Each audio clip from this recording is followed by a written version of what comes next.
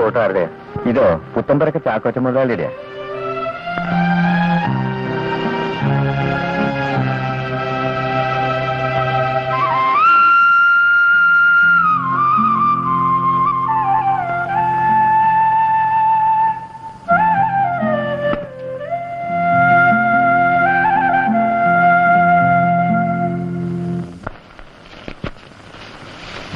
എന്തിനാണ് നീ നിന്റെ മാത്തുക്കുട്ടിയെ വഴക്കൂടിയേ?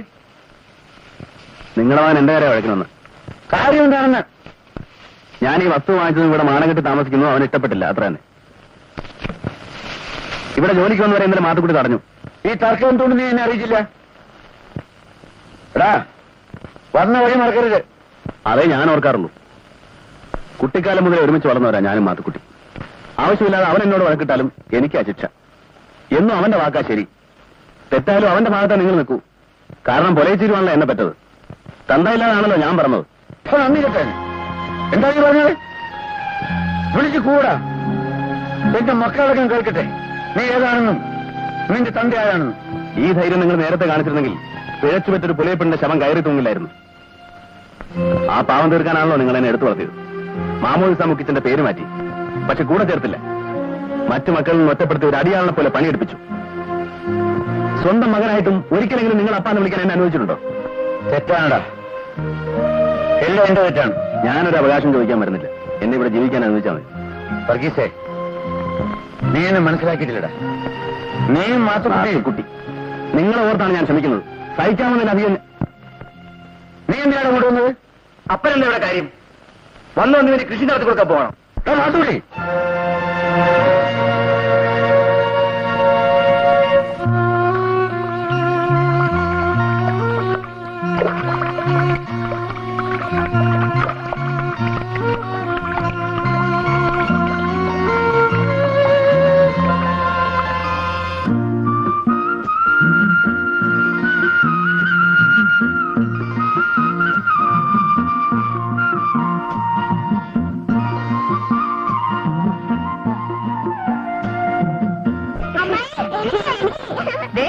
അടങ്ങിയിരുന്നില്ലെങ്കിൽ ഒന്നിനും തരില്ല. പോയിരിക്കേ.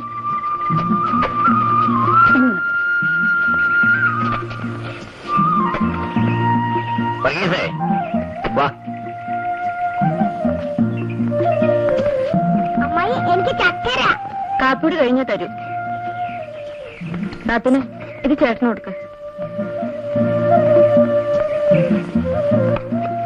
അപ്പഴേ അല്ല, ഒന്ന് പിടിക്കുക.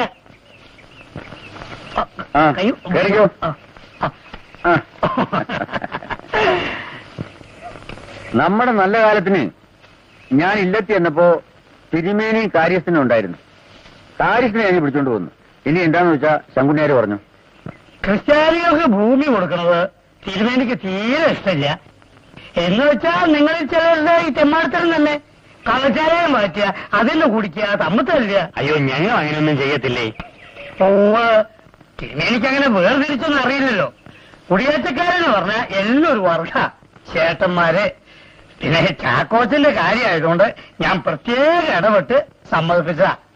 ആട്ടെ, ബാക്കി പണപ്പുഴ നാട്ടിൽ നിന്ന് ഇച്ചിരി കാശ് വരാനുണ്ട്. അവിടുത്തെ വസ്തു വിറ്റ വകയില് അത് കൊണ്ടുവരാൻ നാളെ തന്നെ ഞാൻ അങ്ങോട്ട് പോവുക. അതാ നല്ലത്. തിരിച്ചു വന്നിട്ട് മലയിലെ പണി തുടങ്ങാം. എന്നാ നിങ്ങൾ ജോലി തുടങ്ങിക്കോളൂ. ബാക്കി പണത്തിന് 2-3 മാസത്തെ അവധി ഞാൻ വാങ്ങിച്ചു തരാം.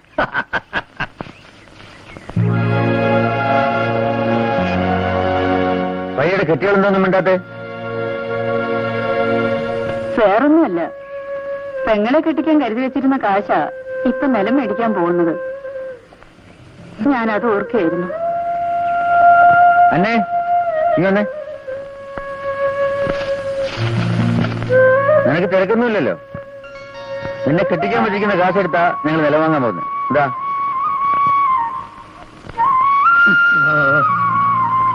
അപ്പോഴേ എന്നെ ഇങ്ങോട്ട് കഴിച്ച പോലെ ഒന്ന് അങ്ങോട്ട് ഇറക്കിയുള്ളൂ. ഞാൻ അയാളെ വിട്ടിട്ട് വരാം. ആട്ടെ, പറഞ്ഞ പോലെ ചെയ്തു.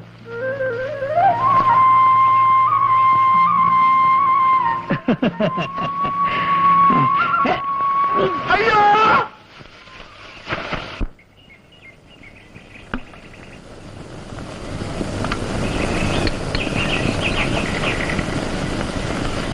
എന്താ ഇത്, കപ്പയോ?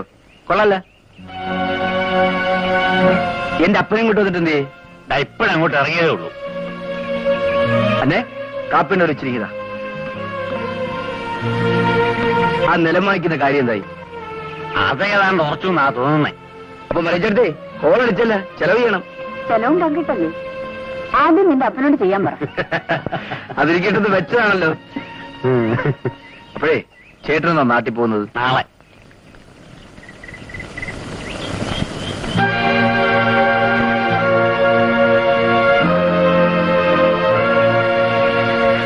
അപ്പൊ ഇനി വന്നിട്ട് കാണാം.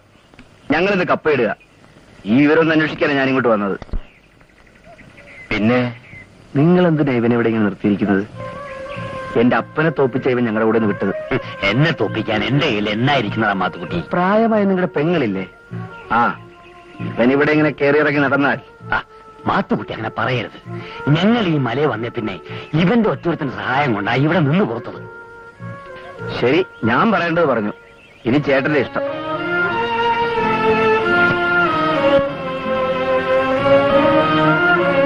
വർഗീസേ, നിങ്ങൾ തമ്മിൽ വല്ല പിണക്കമാണോ?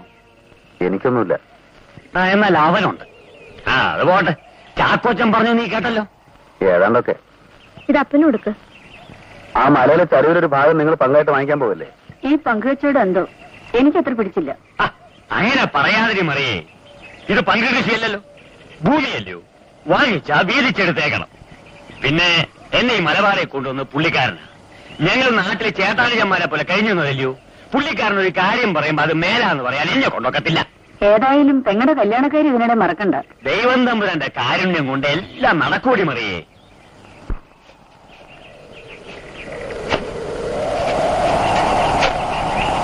എല്ലാവരും പറയുന്നത് എന്റെ കല്യാണക്കാരിയോ ഒരാളൊഴിച്ച്.